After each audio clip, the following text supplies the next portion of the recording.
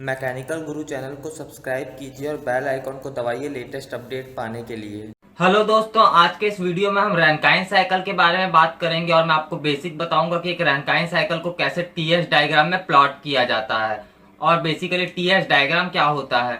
और अगर आप रैंकाइन साइकिल के बारे में जानते हैं तो भी इस वीडियो को लास्ट तक देखते रहिए, क्योंकि मैं इसमें ऐसी बहुत सी बातें बताऊंगा जो आपको किसी बुक और गूगल में तो कभी नहीं मिलेगी। तो प्लीज लास्ट तक देखते रहिए इस वीडियो को। मेरा नाम है अंकित, आप देख रहे हैं मैकेनिकल गुरु। चलिए शुरू करते हैं, आगे बढ़ते हैं। Thermal power plants Rankine cycle के ऊपर बेस्ड हैं। रैंकाइन साइकिल जो बेसिकली हमको थर्मोडायनेमिक्स में पढ़ना है, उसमें 4 कंपोनेंट्स हैं: बॉयलर, टरबाइन, कंडेंसर और एक पंप।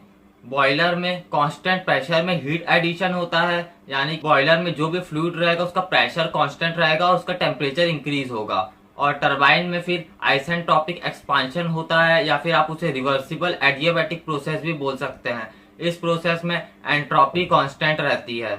उसके बाद कंडेंसर में फिर कांस्टेंट प्रेशर में हीट एक्सचेंज होता है फ्लूइड से सराउंडिंग में, और फिर इस फ्लूइड को पंप कर दिया जाता है बॉयलर में फर्दर हीट एडिशन के लिए। और इस पंप में आइसेंट्रोपिक कंप्रेशन प्रोसेस होती है। तो इस तरह एक रैंकाइन साइकिल वर्क करता है। लेकिन प्रैक्टिकल पावर प्लांट में जाएंगे तो बॉयलर, टरबाइन, कंडेंसर, पंप के बीच में हजारों इक्विपमेंट्स आपको देखने को मिलेंगे। तो कोशिश करूंगा कि आपको उन सब इक्विपमेंट्स के कम से कम नाम तो बता दूं ताकि आप फैमिलियर हो जाएं। लेकिन पहले आपको टीएस डायग्राम के बारे में बता देता हूं, और एक टीएस डायग्राम में रैंकाइन साइकिल कैसे प्लॉट किया जाता है उस बारे में हम बात कर लेते हैं। मेरे बगल में आप एक टीएस डायग्राम देख सकते हैं। एक टीएस डायग्राम में जैसे आप एक्स एक्सिस में मूव करते जाएंगे तो आप देखेंगे वहां पे एंट्रोपी इंक्रीज होगी, और एक टीएस डायग्राम में आप वाई एक्सिस में मूव करेंगे तो वहां पे टेम्परेचर चेंज होगा, टेम्परेचर इंक्रीज हो जाएगा। और इस टीएस डायग्राम में आपको बीच में एक वेपर डोम देखने को मिलेगा। इस वेपर डोम में एक तरफ आपको सैचुरेटेड लिक्विड लाइन मिलेगी और एक तरफ आपको सैचुरेटेड वेपर लाइन मिलेगी, और इस वेपर डोम के टॉप में नोज जैसा पैटर्न आपको देखने को मिलेगा। और यह वेपर डोम का एरिया धीरे धीरे ऊपर नोज की तरफ कम होते जाएगा। वह इसलिए कि वेपर डोम जो है वह लेटेंट हीट शो कर रहा है कि वाटर कितना लेटेंट हीट सैचुरेटेड लिक्विड से सैचुरेटेड वेपर में कन्वर्ट होने के समय उस टेम्परेचर, उस प्रेशर में कितना लेटेंट हीट वाटर एब्जॉर्ब करेगा, उसके कैलकुलेशन के हिसाब से इस वेपर डोम को बनाया गया है। अगर आप इस वेपर डोम की नोज को देखेंगे तो वहां पे प्रेशर रहेगा 221 बार, यानी कि 221 बार के प्रेशर में वाटर डायरेक्ट स्टीम में कन्वर्ट हो जाएगा, saturated water direct saturated steam में कन्वर्ट हो जाएगा। कोई भी लेटेंट हीट वहां वाटर एब्जॉर्ब नहीं करेगा। लेकिन जैसे जैसे प्रेशर कम करते जाएंगे आप देखते रहे इस वेपर डोम के अंदर एरिया बढ़ते जा रहा है, यानी कि अब वाटर को सैचुरेटेड लिक्विड से सैचुरेटेड वेपर में कन्वर्ट होने के लिए लेटेंट हीट भी एब्जॉर्ब करना पड़ेगा सेंसेबल हीट के साथ साथ। अगर आप सैचुरेटेड लिक्विड लाइन से एक्स एक्सिस की तरफ नेगेटिव मूव करेंगे तो आपको सबकूल्ड लिक्विड का रीजन मिलेगा, यानी कि कोई भी फ्लूइड पहले सबकूल्ड रहेगा, वह ठंडा रहेगा, फिर जैसे जैसे आप टेम्परेचर बढ़ाएंगे वह फ्लूइड सेंसेबल हीट लेना चालू करेगा। वह फ्लूइड सेंसेबल हीट तब तक लेता रहेगा जब तक वह सैचुरेटेड लिक्विड लाइन तक उसका टेम्परेचर ना पहुंच जाए। अब जैसे ही वह फ्लूइड सैचुरेटेड लिक्विड लाइन, वह फिर लेटेंट हीट बस एब्जॉर्ब करेगा। वह फ्लूइड तब तक लेटेंट हीट एब्जॉर्ब करेगा जब तक वह पूरी तरह से वेपर में कन्वर्ट नहीं हो जाता। उसके बाद जैसे सैचुरेटेड वेपर वाली लाइन वो पार करेगा, वह पूरी तरह से वह फ्लूइड वेपर में कन्वर्ट हो चुका होगा, और आप उसे फर्दर हीट करेंगे तो वह सुपर हीटेड वेपर कहलाएगा। अगर आपको स्टीम और वेपर के बीच में फर्क नहीं पता है तो बता देता हूँ।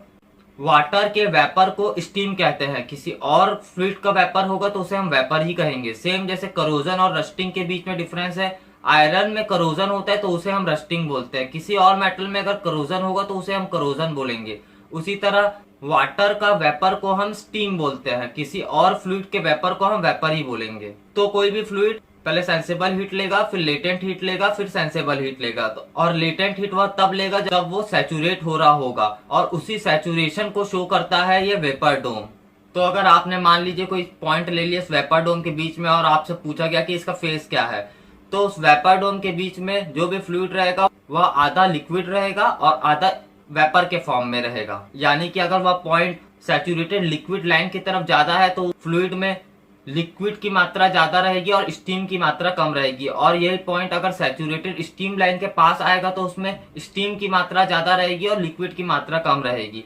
इसी को हम ड्राइनेस फ्रैक्शन बोलते हैं, यानी कि वह कितना ड्राई है। और ये ड्राइनेस फ्रैक्शन आपको सिर्फ वेपर डोम के अंदर ही देखने को मिलेगा।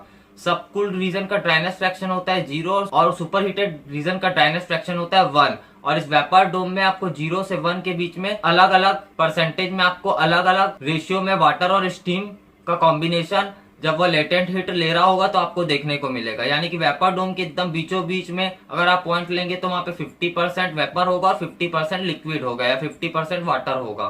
तो अब देखते हैं कि रैंकाइन साइकिल को इस टीएच डायग्राम में हमको कैसे प्लॉट करना है। सबसे पहले जो हम फ्लूइड लेंगे वह रिजर्वायर से लेंगे, वह एटमॉस्फेरिक टेम्परेचर में रहेगा। क्योंकि यह वाटर अभी भी सबकूल्ड है इसलिए यह सबकूल्ड रीजन में पॉइंट आएगा और यहाँ पे वाटर का सेंसेबल हीट इंक्रीज होगा। फिर यह वाटर ड्रम में जाता है, ड्रम से डाउन का मार फिर वाटर वॉल तक पहुंचता है, तब जाके वहां पे एवापोरेशन या फिर आप बोल सकते हैं वेपराइजेशन चालू होता है, या फिर आप बोल सकते हैं कि वाटर लेटेंट हीट लेना चालू करता है। तब आप इस सैचुरेटेड लिक्विड लाइन तक पहुंच जाएंगे। उसके बाद जब वो वाटर लेटेंट हीट लेगा तब लेटेंट हीट हमेशा कांस्टेंट टेम्परेचर में एक्सचेंज की जाती है, इसलिए लेटेंट हीट के केस में स्ट्रेट लाइन आपको देखने को मिलेगी। उसके बाद जैसे जैसे लिक्विड लेटेंट हीट लेते जाएगा वह सैचुरेटेड वेपर लाइन तक पहुंचेगा। उसके बाद फर्दर अगर आप इसे हीट करेंगे तो वह सुपर हीटेड रीजन में मूव होने लगेगा, उसका टेम्परेचर और इंक्रीज होने लगेगा। एक टीएच डायग्राम में कांस्टेंट प्रेशर की लाइन हमेशा आड़ी खींचती है, इसलिए आप देखेंगे कि जब सेंसेबल हीट गेन हो रहा है यानी कि सबकूल्ड रीजन से वाटर सैचुरेटेड लिक्विड रीजन तक पहुंचेगा तब तक वह सेंसेबल हीट लेगा, कांस्टेंट प्रेशर में लेगा। उसके बाद क्योंकि वह लेटेंट हीट लेगा तो लेटेंट हीट हमेशा कांस्टेंट टेम्परेचर में ली जाती है, इसलिए वह लाइन स्ट्रेट हो जाएगी। और उसके बाद फिर से वह सैचुरेटेड स्टीम सेंसेबल हीट लेने लगेगी कांस्टेंट प्रेशर में, इसलिए कांस्टेंट प्रेशर की लाइन क्योंकि आड़ी चलती है इसलिए ऊपर की तरफ बढ़ने लगेगी। तो इस तरह बॉयलर का कांस्टेंट प्रेशर में हीट एडिशन प्रोसेस पूरा इस वेपर डोम में शो किया जाता है। और जब यह वेपर सुपर हीटेड रीजन में जाता है इसका मतलब है कि वह वेपर सुपर हीटर्स में भी बॉयलर के फ्लो हो रहा है और वहां से वह टरबाइन में जाने के लिए रेडी है।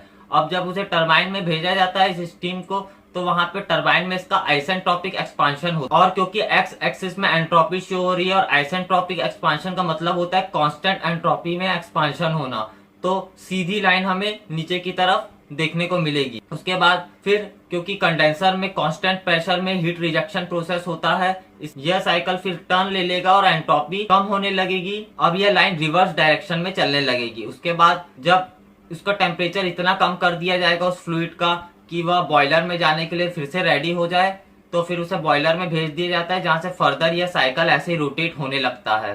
जब टरबाइन से स्टीम का एक्सपांशन होता है तब टरबाइन के एंडिंग में, क्योंकि इस डायग्राम में आप देख सकते हैं कि जो लाइन आ रही है वो वेपर डोम के अंदर आ रही है, इसका मतलब टरबाइन की एंडिंग में हमें स्टीम और वाटर का मिक्सचर मिलेगा, कुछ ना कुछ डायनेस फ्रैक्शन प्रेजेंट रहेगा। इस कारण ही हम सुपर हीट करते हैं स्टीम को, टरबाइन से ब्लीड करा के फिर से बॉयलर में भेज के टरबाइन में भेजते हैं ताकि स्टीम वापस सुपर हीट हो जाए और हमें टरबाइन के एंडिंग में बिल्कुल भी ड्राइनेस फ्रैक्शन देखने को ना मिले। अच्छा, स्टीम से याद आया आइडियल गैस इक्वेशन सबको पता ही होगा, लेकिन आइडियल गैस इक्वेशन का हम अच्छे से यूटिलाइज नहीं कर पाते, हमें समझ में नहीं आता है कि आइडियल गैस इक्वेशन आके लगाना कहाँ है। तो मैं आपको क्लियर कर दूं कि आइडियल गैस इक्वेशन आप सिर्फ 2 जगह लगा सकते हैं। अगर क्वेश्चन में एयर दिया हुआ है, एयर या फिर नाइट्रोजन या ऑक्सीजन, हाइड्रोजन या ऐसे कोई भी गैस दी हुई है तो उन गैसेस के ऊपर आप आइडियल गैस इक्वेशन लगा सकते हैं।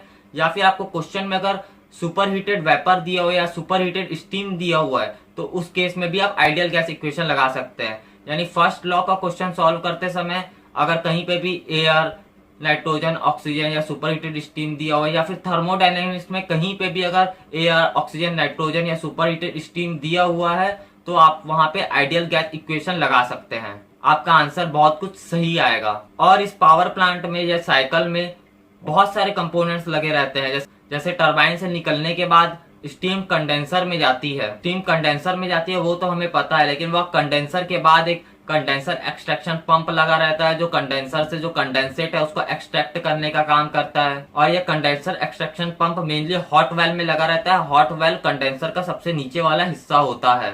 हॉट वेल, फिर कंडेंसर एक्सट्रैक्शन पंप, फिर सीपीयू यानी कि कंडेंसेट पॉलिशिंग यूनिट रहती है जहां पे हम ऑनलाइन मॉनिटर करते हैं कि जो कंडेंसेट है उसकी क्वालिटी कैसी है। उसके बाद सीपीयू से यानी कंडेंसेट पॉलिशिंग यूनिट्स या कंडेंसेट ग्लैंड सीलिंग सिस्टम में जाता है। ग्लैंड सीलिंग सिस्टम के बाद यह कंडेंसेट एलपी हीटर में जाता है। एलपी हीटर मतलब low pressure heater. LP heater से डी एरिएटर में जाता है। डी एरिएटर ऐसा डिवाइस होता है जो इस कंडेंसेट में से एयर को रिमूव करने का काम करता है। डी एरिएटर से फिर यह बूस्टर पंप और बॉयलर फीड पंप के थ्रू होते हुए हाई प्रेशर हीटर्स में जाके और टेम्परेचर लेता है। उसके बाद फीड कंट्रोल स्टेशन में या हीटेड वाटर पहुंचता है, जहां पे कंट्रोल किया जाता है कि बॉयलर में हमें कितना फीड देना है, बॉयलर में हमें कितना क्वांटिटी में वाटर पहुंचाना है। फिर वाटर आपका इकोनोमाइजर में बॉयलर में एंट्री करता है, यानी कि टरबाइन, फिर हम पढ़ते हैं कंडेंसर, फिर पंप, फिर बॉयलर। तो ये मत समझ लीजिएगा कि सिर्फ ये 4 कंपोनेंट्स रहते हैं, बहुत सारे इनके बीच में मशीन्स, इक्विपमेंट्स और मैकेनिकल कंपोनेंट्स लगे रहते हैं, जिनके बारे में भी फर्दर मैं आपको अच्छे से डिटेल में जरूर बताऊंगा। दोस्तों मुझे उम्मीद है कि आपको यह वीडियो पसंद आया होगा। अगर पसंद आए तो जरूर मेरे चैनल को लाइक, शेयर और सब्सक्राइब करना। और अगर आपके पास कुछ क्वेरीज है तो नीचे कमेंट्स में जरूर पूछना, क्योंकि मैं आपके लिए रोज ऐसी अच्छी अच्छी वीडियोस लेके आता रहता हूँ। जय हिंद, वंदे मातरम।